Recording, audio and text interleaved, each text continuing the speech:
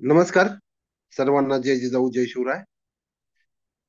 NISM आणि SEBI यांना अपेक्षित असणार ट्रेडर एज्युकेशनल प्रोग्राम, स्टॉक मार्केटमध्ये जे ट्रेडिंग करतात त्यांना बेसिक स्टॉक मार्केट काय आहे, इक्विटी डेरिव्हेटिव्ह काय माहित आहे, फ्युचर ऑप्शन काय आहे, याच्याबद्दल डिटेलमध्ये माहिती देण्यासाठी NISM इक्विटी डेरिव्हेटिव्ह जो काही सिलेबस आहे तो मराठी भाषेमध्ये आपण सर्व ट्रेडरसाठी घेऊन येत आहोत.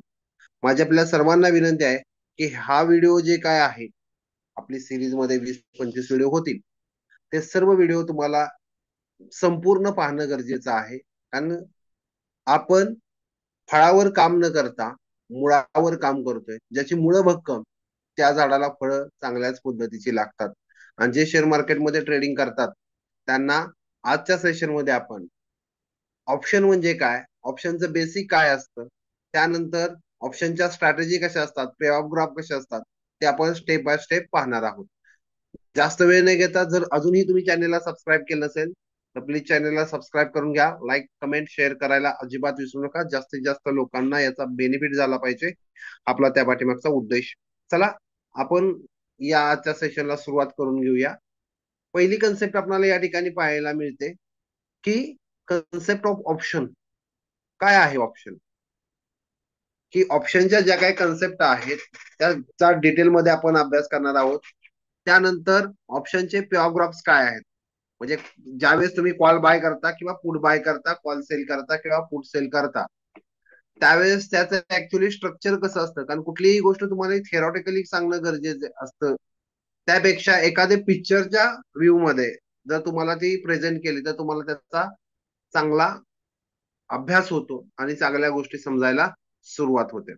त्याचबरोबर डिफरन्स बिटवीन फ्युचर आणि ऑप्शन.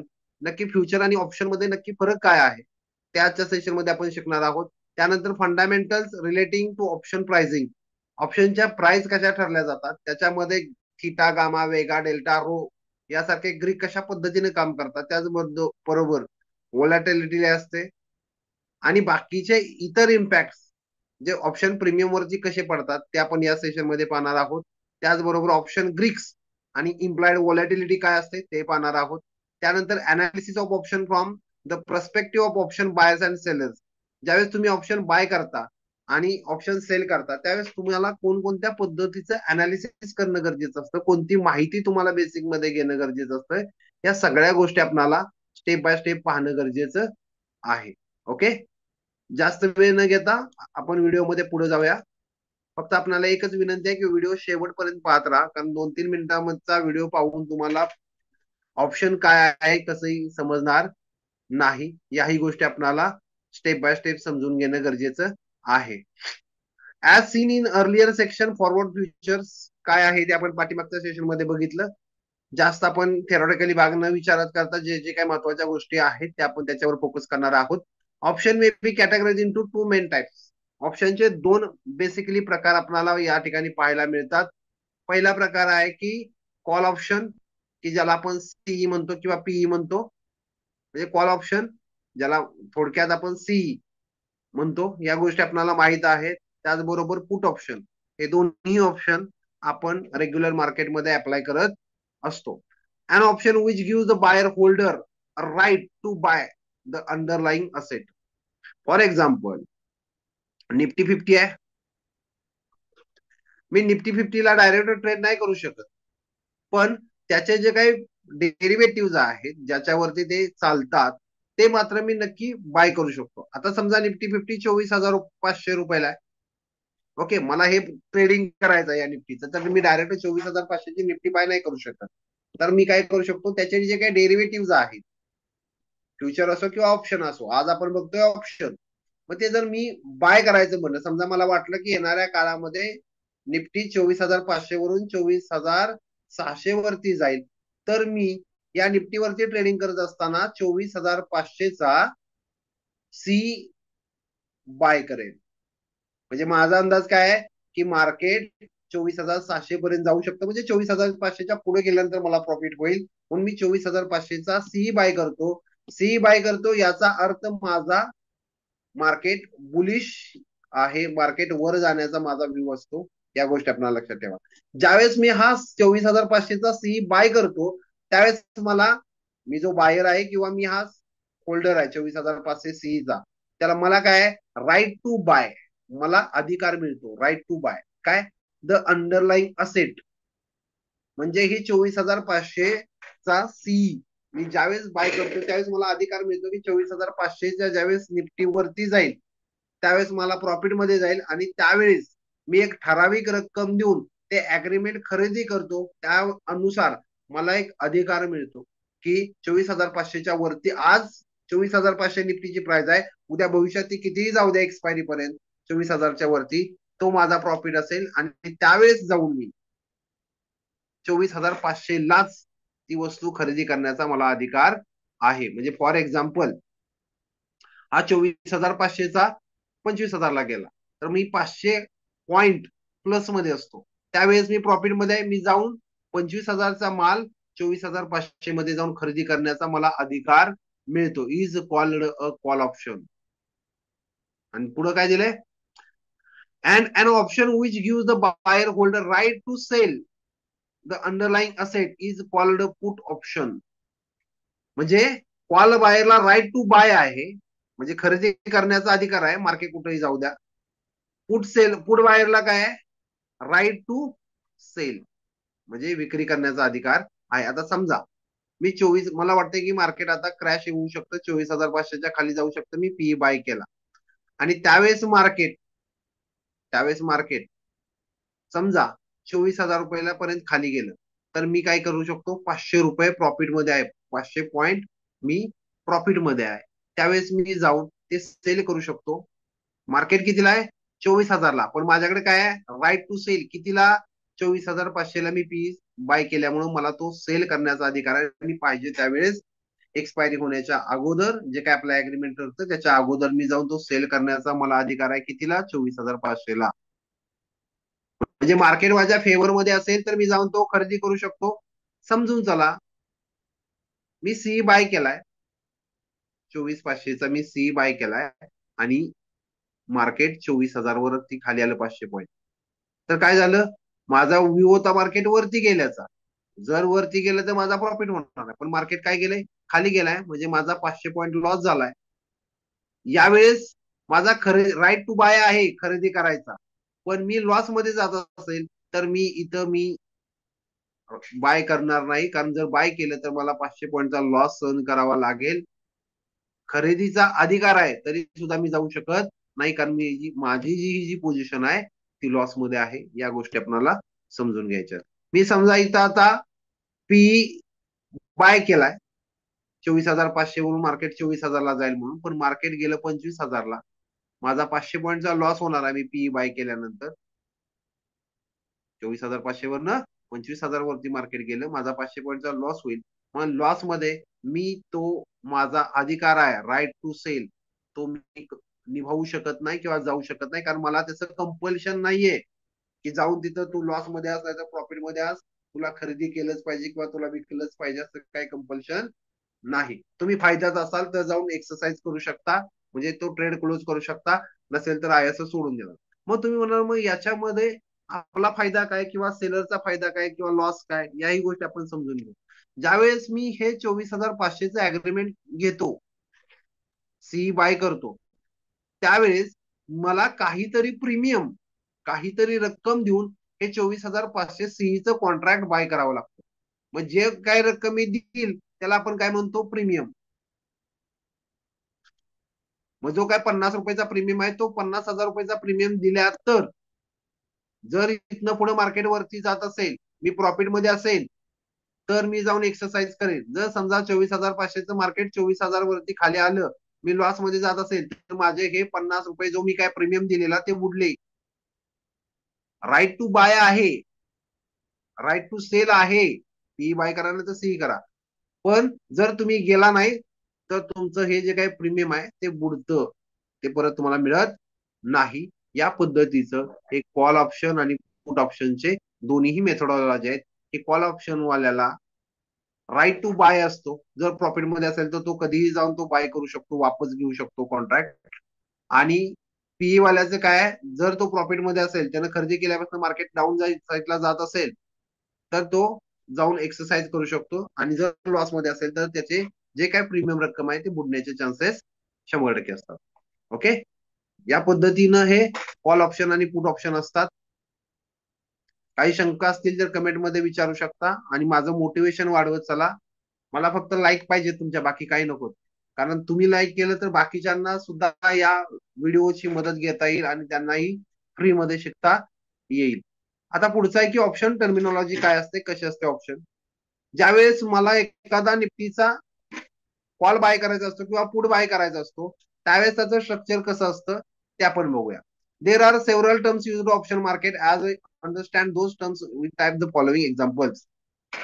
म्हणजे ज्यावेळेस तुम्हाला कुठलंही सीई बाय करायचं असेल किंवा पीई बाय करायचं असेल, त्यावेळेस त्याची टर्मिनॉलॉजी काय असते, त्याच्यामध्ये कोणकोणत्या गोष्टींचा समावेश असतो, ते आपल्याला स्टेप बाय स्टेप बघायचा आहे. पहिलं काय, इन्स्ट्रुमेंट टाइप्स. Option index. आपण निफ्टीचा काय करतोय, कॉल ऑप्शन किती तारखेची, ह्याला एक 10 मे 2023 म्हणजे ही एक्सपायरी आहे असं समजून जा. इन्स्ट्रुमेंट काय आहे, निफ्टी इंडेक्स किंवा ऑप्शन इंडेक्स. कुठला अंडरलाईंग असेट आहे, तर निफ्टी 50. मग इथं तुम्ही बँक निफ्टी बघू शकता, मिडकॅप निफ्टी बघू शकता, फेन निफ्टी बघू शकता. त्याची पर्टिक्युलर एक्सपायरी डेट असते. आता बँक निफ्टीची विकली एक्सपायरी कॅन्सल झाल्या. आता काय, निफ्टीची विकली एक्सपायरी आहे. मग आता इथं काय दिलेलं आहे, एक्सपायरी 25. म्हणजे इथं मंथली एक्सपायरी आहे. कोणता ऑप्शनचा टाइप घेताय, तर कॉल युरोपियन घेताय म्हणजे सीई घेताय. सध्या निफ्टीची प्राइस किती चालू आहे, समजा XYZ असेल, 18,200 असेल, 250 असेल, 18,300 असेल, काही असेल. स्ट्राईक प्राइस म्हणजे आपण काय ते थोडक्यात बघूया.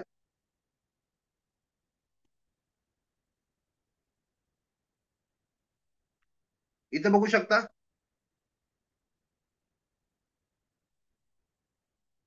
निफ्टीची प्राइस तुम्हाला सध्या करंट 24,768 दिसते. आणि या ठिकाणी जर आलो तर ह्या तुम्हाला सगळ्या पाहायला मिळतात, त्या स्ट्राईक प्राइस मिळतात.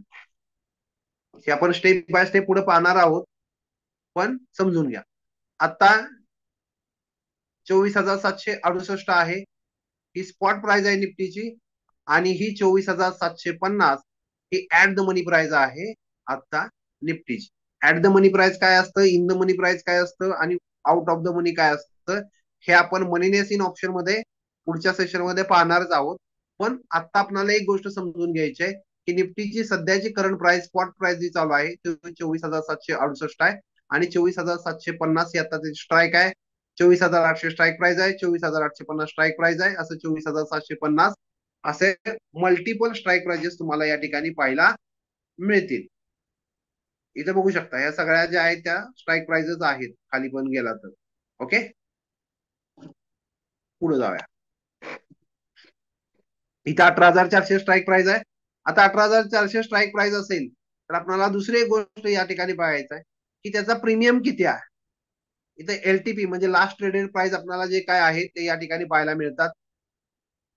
समजा 24,750 ला आता निफ्टीची current at the money price आहे, त्याचा प्रीमियम किती आहे, 173 रुपये प्रीमियम. 173. 24,800चा 145 आहे.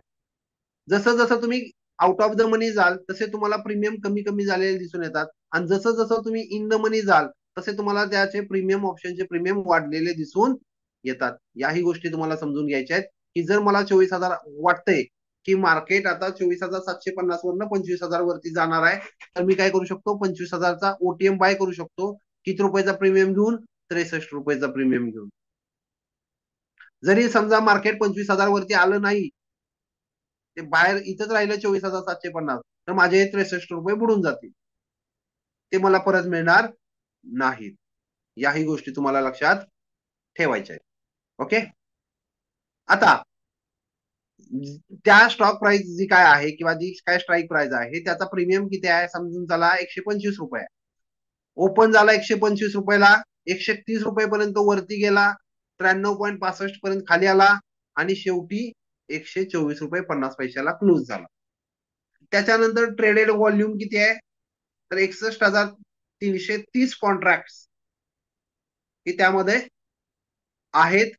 ओपन इंटरेस्ट म्हणजे ज्यांनी पोझिशन घेतलेल्या आहेत, सी बाय करून ठेवलेला आहे पण अजून त्यांनी एंट्री क्लोज केलेली नाही, असे किती जण आहेत, तर 14,97,650. अंडरलाईंग व्हॅल्यू म्हणजे निफ्टीची सध्याची करंट प्राइस किती आहे?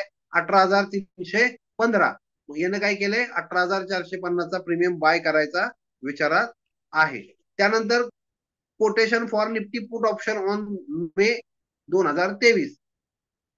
इथं पण तेच सिस्टीम आहे. Instrument type option index, underlying asset Nifty 50, expiry date जी काय पर्टिक्युलर डेट असेल ती.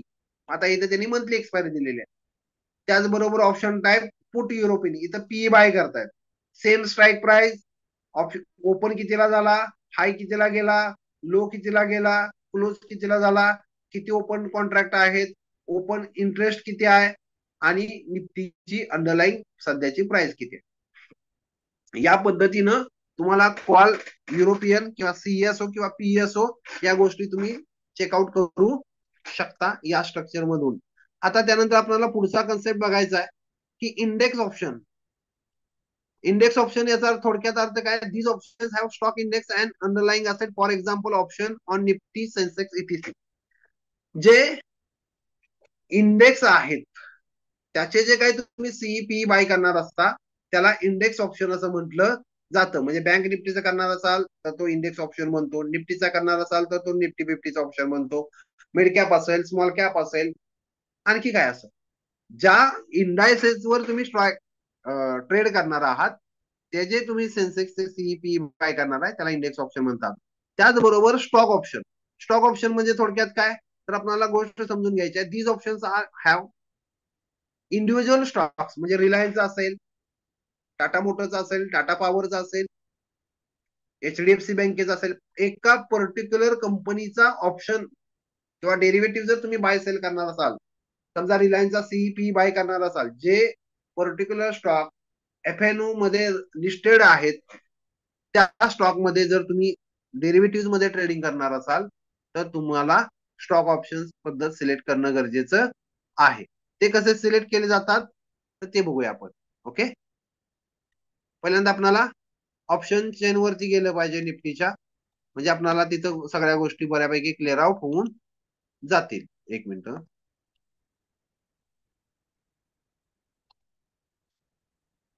एकच मिनिट द्या.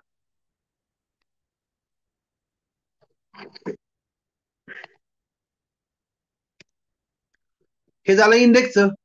ज्यावेळेस आपण पुढं वरती येतो तर आपल्याला या ठिकाणी एक गोष्ट लक्षात घ्यायची आहे. इथं निफ्टी इथं दिले ना ऑप्शन कॉन्ट्रॅक्ट फॉर, तुम्हाला निफ्टीचं पाहिजे,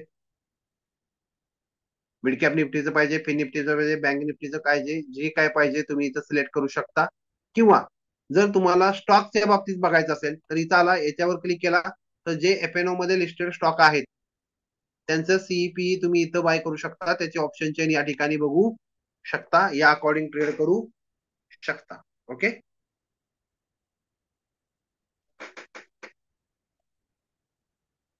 त्यानंतर बायर ऑफ अन ऑप्शन. ज्यावेळेस एखादा बायर तुम्ही होता किंवा एखादा कॉन्ट्रॅक्ट बाय करता त्यावेळेस तुमचा व्ह्यू कसा असतो मार्केटकडे बघण्याचा, ते आता आपण ऑप्शन मध्ये या कन्सेप्ट मध्ये बघूया.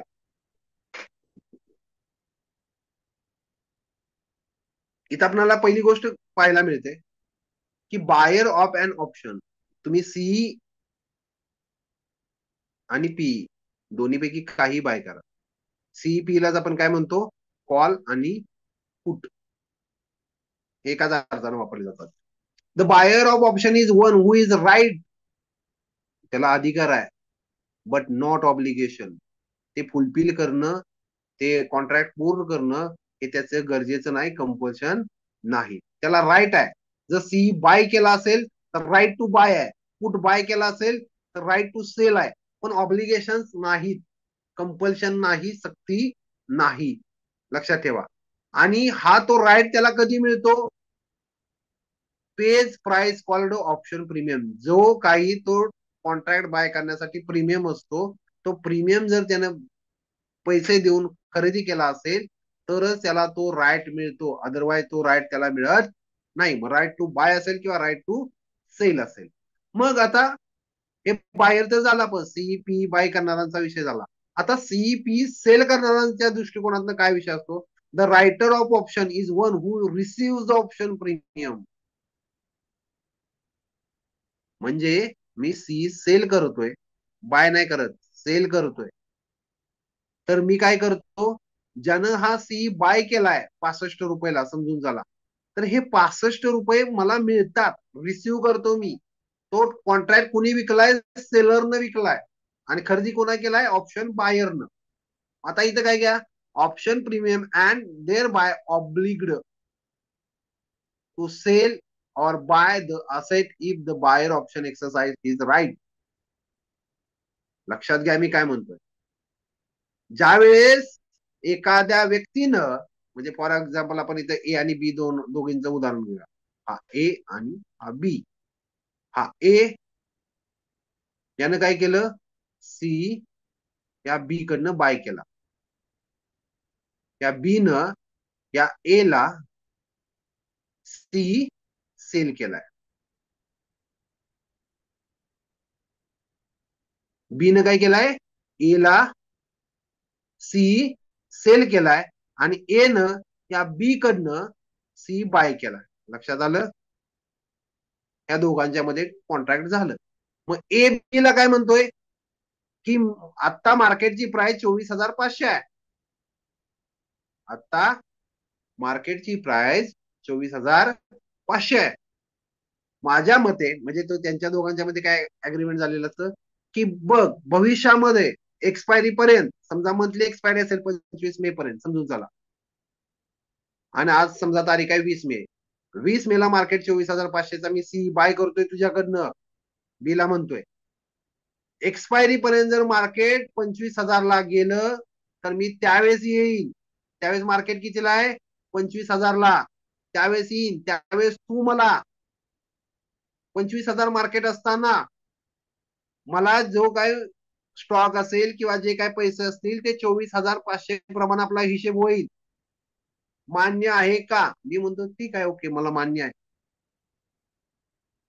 मग काय होतं, समजा हा प्रॉफिट मध्ये आहे, सी बाय करणारा ज्यावेळेस मार्केट 25,000ला जाईल त्यावेळेस बी कडे जाईल.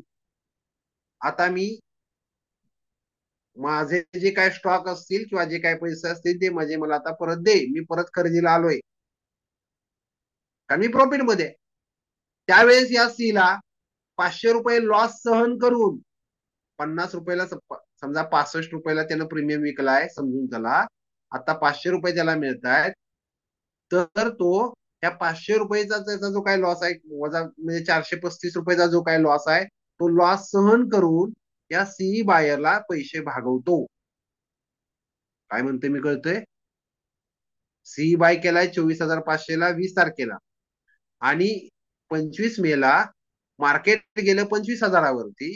त्यावेळेस सी बायरच्या आणि सी सेलरचं कॉन्ट्रॅक्ट झालेलं आहे की बाबा मार्केट 25,000ला गेल्या मी परत येईन आणि तुझ्याकडनं ते जे काय माल आपला ठरलंय अग्रीमेंट ते मी घेईन. त्या पद्धतीने हा सी गेला 25,000 रुपयाला, तो बाय करू शकतो आणि आपले पैसे कमवू शकतो. आता याच्या उलट मार्केट 24,500 सी बाय केला येणं आणि मार्केट खाली गेलं 24,000पर्यंत आलं. अशा सिच्युएशन मध्ये काय होणार आहे, सी बाय केलेल्या 50 रुपये त्याचे बुडणार आहेत, लॉस मध्ये जाणार आहे. मग सी बायरकडे राईट आहे खरेदीचा, पण तो लॉस मध्ये गेला तर हा बी कडे जाऊ शकत नाही की बाबा आपलं अग्रीमेंट झालं होतं, मी लॉस बुक करायला तयार आहे आणि मी तू 24,500ला आपली डील झालेली, आता मार्केट 24,000ला आहे, मी तुझी 24,500 वस्तू खरेदी करतो. कोण म्हणेल का की आता मार्केट 24,000 रुपयाला आहे, मी 24,000 रुपयाला न खरेदी करता मी तुझ्याकडनं 24,500ला खरेदी करेल? नाही म्हणू शकत. कारण तो 500 रुपयाचा लॉस का सहन करेल, तो काय करेल, माझे 50 रुपये बुडले तर बुडू दे, जो मी प्रीमियम दिलाय तो मी एक्सरसाइजला येणार नाही. पण इथं ऑप्शन रायटरच्या बाबतीत मात्र काय आहेत, त्याला राईट टू ऑब्लिगेशन आहेत. त्यांना ऑब्लिगेशन आहे. तो बायर कधीही येऊ द्या, फायद्यात असू द्या किंवा तोट्यात असू द्या, किंवा तुम्ही तोट्यात असा किंवा फायद्यात असा, तुम्हाला त्याला मागितल्यानंतर तुमचा ट्रेड क्लोज करणं गरजेचं आहे. म्हणून इथे एक वाक्य कायम लक्षात ठेवायचं की ऑप्शन बायर जे असतात, मग सीई बायर असू देत किंवा पीई बायर असू द्यात, यांना लिमिटेड लॉस असतो आणि लिमिटेड प्रॉफिट असतो. आणि कॉल रायटर असतात, यांना काय असतं बघा, लक्ष द्या, limited profit and unlimited loss असतो. का? कारण प्रीमियम कितीही वाढू शकतात. यानं काय केलंय लक्षात घ्या, सेलर हे ऑप्शन रिसिव्हर असतात. जे काही 65 रुपये मिळाला हा त्याचा मॅक्सिमम प्रॉफिट. उद्या मार्केट 500 पॉईंट वरती गेलं तर 65 रुपये कमवण्यासाठी त्याला 435 रुपयेचा लॉस सहन करावा लागू शकतो. पण इथं काय आहे, ऑप्शन बाहेरच्या बाबतीत त्यानं 65 रुपयाचा प्रीमियम दिलाय. मार्केट 650 रुपयानं पण वाढू शकतं आणि 6500 पॉईंट पण वाढू शकतं. त्यानं लावलेत किती? 65 रुपये. फायदा किती मिळू शकतो? अनलिमिटेड मिळू शकतो. मात्र इथं सेलरच्या बाबतीत काय आहे, त्याला मिळणार आहेत किती? फक्त 65, ओनली 65 रुपीज. पण लॉस किती? हा 6500 रुपयाचा सुद्धा लॉस करू शकतो. त्यावेळेस सुद्धा जर बाहेर आला की मी 65 रुपयाला आपली डील झाली होती 24,500 ला, मला आता वस्तू दे, तर ती सेलरला लॉस मध्ये विकून द्यावीच लागते. कारण सेलरकडे ऑब्लिगेशन असतात, त्याला कंपल्शन ते अग्रीमेंट कंप्लीट करावंच लागतं. आता तुम्ही म्हणाल त्या व्यक्तीला मी शोधायचं कुठं? हे इंडेक्स वरती आणि एनएससी वरती या सिस्टमॅटिक सगळ्या गोष्टी असतात. इथं काय तुमचं पर्टिक्युलर ए व्यक्ती बरोबर बी व्यक्ती बरोबर होत नाही. हे अनलिमिटेड बायर्स असतात, अनलिमिटेड सेलर असतात, त्याच्यामध्ये ते मॅचिंग केलं जातं फंजिबिलिटी नुसार. ओके, या पद्धतीने ऑप्शन बायर आणि ऑप्शन सेलर मधला डिफरन्स तुम्हाला समजला असेल. काही प्रॉब्लेम असेल तर कमेंट मध्ये विचारू शकता. मी शक्य तेवढ्या लवकर तुम्हाला उत्तर देण्याचा माझा कायम प्रयत्न असेल. त्यानंतर ऑप्शनचे दोन महत्वाचे प्रकार पडतात. एक अमेरिकन ऑप्शन आणि युरोपियन ऑप्शन. अमेरिकन ऑप्शन आणि युरोपियन ऑप्शन यामध्ये काय फरक आहे, त्याही गोष्टी आपण थोडक्यात समजून घेऊ. American option, the owner buyer holder of an American option can exercise his right at any time. कोणत्याही वेळेस ते त्यांचे ट्रेड एक्झिक्यूट करू शकतात आणि क्लोज करू शकतात बिफोर द एक्सपायरी. एक्सपायरीच्या अगोदर दोघंही एकमेकांचे अग्रीमेंट फुलफिल करू शकतात. युरोपियन ऑप्शन मध्ये काय फरक आहे? The owner buyer holder of European option can exercise his right only on the expiry day. फक्त एक्सपायरी दिवशी ते त्यांचे हक्क अधिकार आजमावू शकतात. भारतामध्ये कॉल युरोपियन ऑप्शन सिस्टीम वापरली जाते, पुट युरोपियन सिस्टीम वापरली जाते, म्हणून आपण सीई आणि पीई बोलतो. इथंपर्यंत सगळ्यांना क्लिअर? ओके, पुढं ऑप्शन प्रीमियम. ऑप्शन प्रीमियम म्हणजे काय? It is the price which the option buyer pays to option seller. Option buyer option सेलरला जी किंमत देतो त्याला काय म्हणतो आपण? ऑप्शन प्रीमियम असं म्हणतो. ओके, समजा 18,400 स्ट्राईक प्राइस आहे आणि एक्सपायरी 25 मे आहे. त्यावेळेस जर त्या ऑप्शनचा प्रीमियम 177 रुपये असेल तर मी काय करेन? 177 रुपये 66 पैसे किंवा 60 पैसे मी ऑप्शन सेलरला देईन आणि तो राईट मी माझ्याकडे विकत घेईन. ओके, या पद्धतीनं हे ऑप्शन प्रीमियम असतात. व्हिडिओ मोठा होईल, आपण क्वालिटीमध्ये कॉम्प्रोमाइज करत नाही. टीचिंगची जी सिस्टीम आहे ती आपण तीच ठेवणार. फक्त मी ॲन ॲव्हरेज 40-45 मिनिटाचेच व्हिडिओ बनवण्याचा माझा प्रयत्न असतो, जेणेकरून तुम्ही बोर होणार नाही. Spot price. स्पॉट प्राइस म्हणजे काय? निफ्टीची जी सध्याची प्राइस सुरू आहे, आपण ऑप्शन चेन वरती जाऊ. ही जी 24,768.30 आहे ही निफ्टीची स्पॉट प्राइस आहे. लक्षात घ्या मी काय म्हणतोय. ही 24,768 जी प्राइस आहे ही निफ्टीची काय आहे? स्पॉट प्राइस आहे. ओके, आणि या ज्या काही प्राइस आहेत, एक मिनिट आपण निफ्टीच्या वरती जाऊ. मी मगाशी जो स्टॉकचा चार्ट ओपन करून घेतलेला, आता लक्ष द्या इकडं. ही 24,768 काय आहे? निफ्टीची स्पॉट प्राइस आहे. आणि हे जे तुम्हाला दिसत आहेत या स्ट्राईक, या निफ्टीच्या ट्रेडेबल स्ट्राईक प्राइस आहेत. सध्याच्या ट्रेडेबल स्ट्राईक प्राइस आहेत. ओके, या याचे कॉन्ट्रॅक्ट किंवा याचे अग्रीमेंट तुम्ही कॉल बाय किंवा पुट बाय करू शकता किंवा कॉल सेल पुट सेल करू शकता या स्ट्राईक प्राइस अकॉर्डिंग. हे त्याचे काय असतात, प्रीमियम असतात. इथपर्यंत सगळ्यांना क्लिअर झालं असेल. स्पॉट प्राइस म्हणजे काय हे सगळ्यांना क्लिअर, स्ट्राईक प्राइस म्हणजे काय सगळ्यांना क्लिअर. आता आपल्याला जायचं आहे ओपन इंटरेस्ट काय ते बघायला. ओपन इंटरेस्ट म्हणजे इथं दिलंय बघा तुम्हाला, ओ आहे ओपन इंटरेस्ट.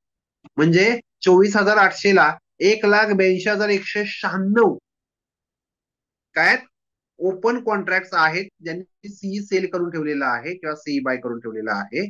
आणि या साईडला जर आपण बघितलं तर 1,08,693 हे पुट बाय आणि पुट सेल करणाऱ्यांचे अग्रीमेंट आहेत. हा जो सेकंड कॉलम दिसतो तो कॉल सॉरी ओपन इंटरेस्ट असतो पी साईडचा, आणि हे ओपन इंटरेस्ट असतात कॉल साईडचे. ओके, जेवढ्या सोप्या पद्धतीने तुम्हाला एक्सप्लेन करता येईल तेवढे मी तुम्हाला एक्सप्लेन करण्याचा प्रयत्न करतोय. Exercise of options. ज्यावेळेस तुम्ही तो ट्रेड घेतलेला असतो त्यावेळेस तुम्ही प्रॉफिट मध्ये असता एक्सपायरीच्या दिवशी, त्यावेळेस तुम्ही तो ट्रेड एक्झिट करून तुमचं प्रॉफिट बुक करून घेऊ शकता, किंवा जर तुमच्या विरोधात जात असेल तर कोणत्याही वेळेस तुम्ही एक्झिट करून तुम्ही तुमचा लॉस बुक करू शकता. Okay, assignment of option. Assignment of option means allocation of exercise option is one more option seller. म्हणजे तुम्ही हे जे काही तुमचे ऑप्शन्स आहेत ते असाइन करू शकता वन किंवा एकापेक्षा जास्त ऑप्शन सेलर्स कडे. ओके, पुढं ओपनिंग अ पोझिशन. त्याच्यामध्ये काय दिले, on opening transaction is one of that ads to or create new trading position. It can be either purchase or sale. With respect of option transaction, we will be considered both. Opening purchase long on option. A transaction is in which the purchaser's intention to create or increase long position is given series of option. Opening sell short or long option. Short on option, a transaction with the seller's intention to the create increase short position in given series of option. म्हणजे थोडक्यात ह्या ज्या काही तुमच्या position आहेत त्या तुम्ही long करू शकता किंवा शॉर्ट करू शकता, कुठलीही साईडनं तुम्ही पोझिशन घेऊ शकता ज्या अंडरलाईंग मध्ये तुमचं होल्डिंग असो किंवा नसो. ओके, क्लोजिंग परचेस सेम त्याच पद्धतीनं आहे, त्याला शॉर्ट कव्हरिंग म्हटलं जातं.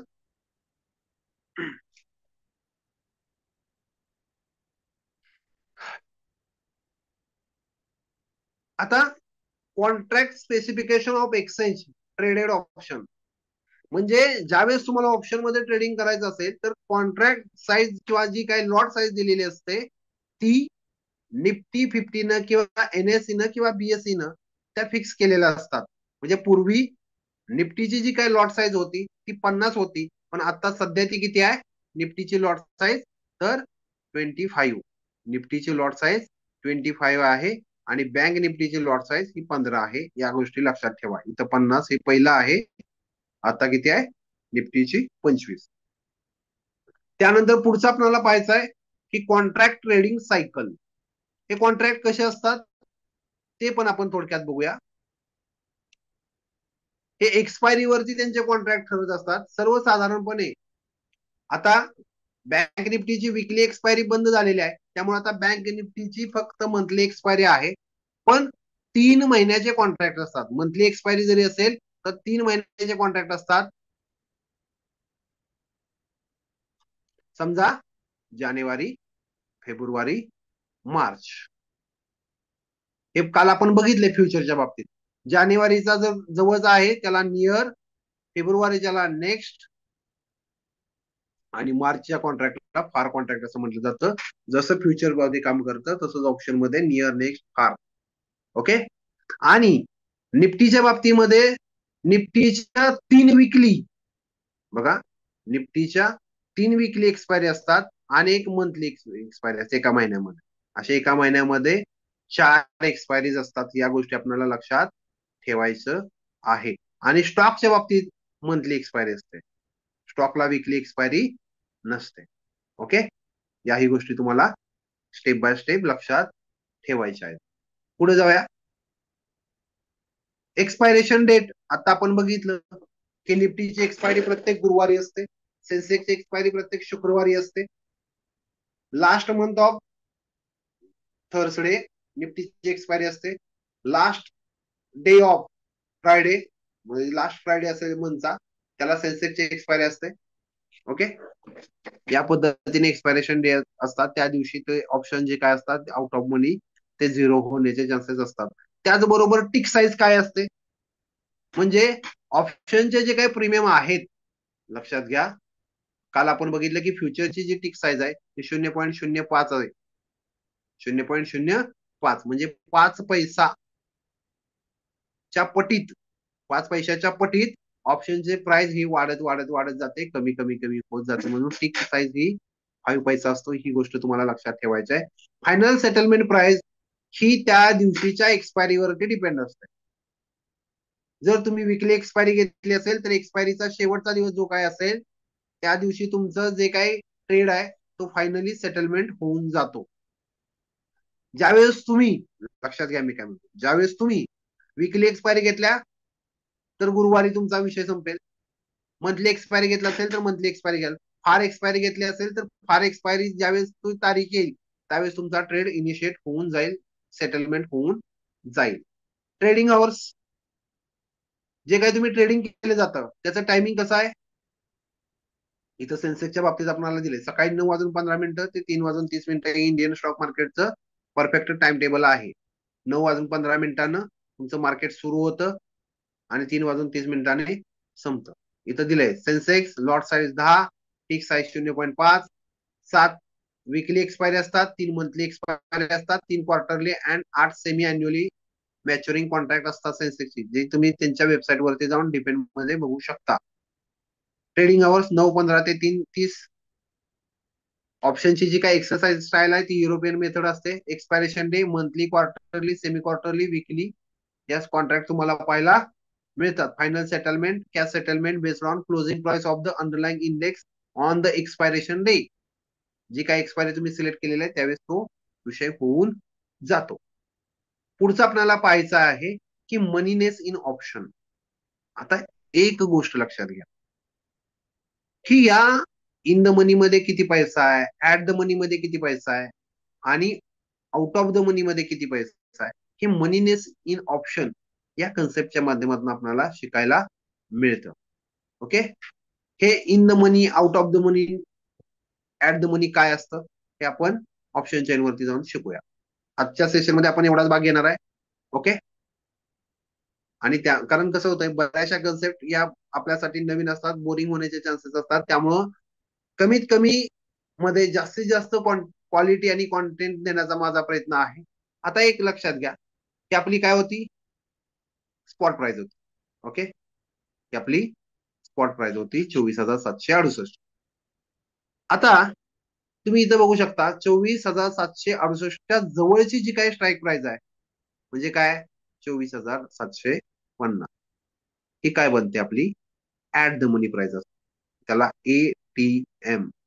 ही जी तुमची डावी साईड असते त्याला कॉल साइड म्हणायचं किंवा सी साइड म्हणायचं, की जी उजवी साइड असते त्याला पुट साइड म्हणायचं किंवा पी असं म्हणायचं. इकडं या डायरेक्शन तुमची ऑप्शन चेन वाचली जाते, पुट साइडची या डायरेक्शन ऑप्शन चेन वाचली जाते. एवढी गोष्ट लक्षात ठेवा. आता हा जो तुम्हाला थोडा ग्रे कलरचा भाग दिसतोय 24,750, 24,700, 24,000 म्हणजे जिथून प्राइस पुढे पुढे आलेले आहे आणि ज्या लेवलला पूर्ण केलेला आहे, ऍट द मनी पासून वरचा जो काय भाग असेल सीच्या बाबतीत तो हा ग्रे कलरचा, हा ITM म्हणजे इन द मनी असतो. आणि जो ऍट द मनी पासून पुढचा भाग असतो जिकडे प्राइस अजून यायची आहे, पोहोचायची आहे, भविष्यात ते पोहोचू शकते, त्याला काय म्हणू शकतो, OTM, आउट ऑफ द मनी. पुढच्या बाबतीमध्ये मात्र उलट आहे. पुट म्हणजे काय, जिकडनं प्राइस खाली पडण्याचे जास्त धोका असतो. मग 24,800 म्हणजे हा जो ग्रे कलरचा पोर्शन आहे त्याला काय म्हटलं जातं, इन द मनी. आणि हा व्हाईट कलरचा जो पोर्शन आहे त्याला OTM, कारण ही ऑप्शन चेन आपण कशी वाचतोय, उलटी इकडनं. हे थोडक्यात तुम्हाला सांगतो, हे सीईच्या साईडला 0 ते 100 पर्यंत मोजली जाते सीई साईड, आणि पीई साईड केली जाते 100 ते 0 पर्यंतच्या डायरेक्शन न मोजली जाते. या पद्धतीने तुम्हाला लक्षात ठेवायचं आहे. आता इन द मनी म्हणजे काय, लक्षात घ्या. इन द मनी म्हणजे तुम्ही ज्यावेळेस कॉल बाय करता किंवा कॉल सेल करता त्यावेळेस हे इन द मनी राहण्याचे चान्सेस जास्त आहेत. इन द मनी राहण्याचे चान्सेस म्हणजे काय, याच्यामध्ये काही पैसा शिल्लक राहण्याचे चान्सेस आहेत. म्हणजे हा ₹235 जो काय प्रीमियम आहे, याच्यामध्ये दोन व्हॅल्यू आहेत. एक इंट्रेन्सिक व्हॅल्यू आणि दुसरी टाइम व्हॅल्यू. या दोन्ही व्हॅल्यूंची मिळून हे प्रीमियम बनलेलं आहे. लक्षात ठेवा, हे प्रीमियम दोन मेथडनं बनतं. Intrinsic value plus time value is equal to तुमचा प्रीमियम असतो. आणि याच्यामध्ये काहीतरी रक्कम शिल्लक राहणार आहे. तुम्हाला एक एक्झाम्पल देतो. तुम्ही कुरकुरे एक ₹10 पुडा खरेदी केला. त्याच्यामध्ये कुरकुरे असतात 10 आणि हवा असते 90. आता इन द मनी मध्ये काय असतं बघा, या प्रीमियम मध्ये किती कुरकुरे आहेत आणि किती हवा आहे हे या प्रीमियम मध्ये दिसतं. तुमचं कुरकुरे म्हणजे in the money value, sorry intrinsic value, आणि हवा म्हणजे टाइम व्हॅल्यू. ह्या सगळ्यांचं मिळून ते प्रीमियम बनतं. म्हणजे तुमचा ₹10 कुरकुरेचा पुडा जो आहे त्याच्यामध्ये ₹2 कुरकुरे आहेत आणि ₹8 हवा आहे. लक्षात येते मला काय म्हणायचंय. तुम्ही ₹10 जे कुरकुऱ्याचा पुडा खरेदी केलाय त्याच्यामध्ये ₹210 इथं तुम्ही पे केले, समजून झाला, हा प्रीमियम पे केला. पण त्याच्यामध्ये तुमचे ₹2 कुरकुरे आहेत आणि ₹8 हवा आहे. ओटीएम मध्ये मात्र कसं असतं ते लक्षात घ्या. ओटीएम मध्ये हा जो प्रीमियम आहे याच्यामध्ये कुरकुरे काहीच नसतात. कुरकुरे काही नसतात. ही फक्त टाइम व्हॅल्यू असते. ओटीएम मध्ये इंट्रेन्सिक व्हॅल्यू म्हणजे कुरकुरे काहीच नसतात, फक्त टाइम व्हॅल्यू असते, हवा असते. हे मार्केट जर हल्लं नाही, याच ठिकाणी राहिलं 24,750 ला, तर हे सगळे 145, 120, 98 जे काही प्रीमियम आहेत हे शून्य होणार आहेत एक्सपायरीच्या दिवशी. म्हणून ऑप्शन बायरच्या दृष्टिकोनातून ओटीएम बाय करणं कधीही रिस्की असतं, कारण याच्यामध्ये कायम हवा असते. याच्यामध्ये काय पैसे शिल्लक राहणार नाहीत. जर समजा तुम्ही आयटीएम बाय केला तर तुमचे सगळे पैसे जाणार नाहीत. जी काय हवा असेल ती उडून जाईल आणि त्यातली काय पैसे थोडेफार शिल्लक राहते. म्हणजे इथं तुम्ही 100% लॉस मध्ये न जाता काही रक्कम तुमची त्याच्यामध्ये लॉसला जाऊ शकते. म्हणून कॉल बायरसाठी इन द मनी बेनिफिशियल असतात आणि कॉल सेलरसाठी out of the money beneficial असतात. ओके. आणि ऍट द मनी मध्ये सुद्धा तुमची टाइम व्हॅल्यू आणि इंट्रेन्सिक व्हॅल्यू या दोन्ही गोष्टींचा थोडाफार कमी जास्त प्रमाणात संबंध असतो. पण सगळ्यात जास्त ऍट द मनी मध्ये टाइम डिके होत असतो, टाइम व्हॅल्यू जास्त काम करत असते. याही गोष्टी आपल्याला लक्षात ठेवायच्या आहेत. आजच्या व्हिडिओमध्ये एवढंच. पुन्हा भेटूया. ऑप्शनच्या स्ट्रॅटेजी काय असतात, ऑप्शनचे प्रिऑग्राफ कसे असतात हे आपण नेक्स्ट येणाऱ्या व्हिडिओमध्ये पाहणार आहोत. तोपर्यंत स्टे ट्यून. आणि व्हिडिओ आवडल्यास लाईक करा, सबस्क्राईब करा आणि आपल्या मित्रांच्या पर्यंत शेअर करा. आपलं एक लाईक माझं मोटिवेशन वाढवतंय. धन्यवाद. जय जिजाऊ, जय शिवराय, जय शंभूराज.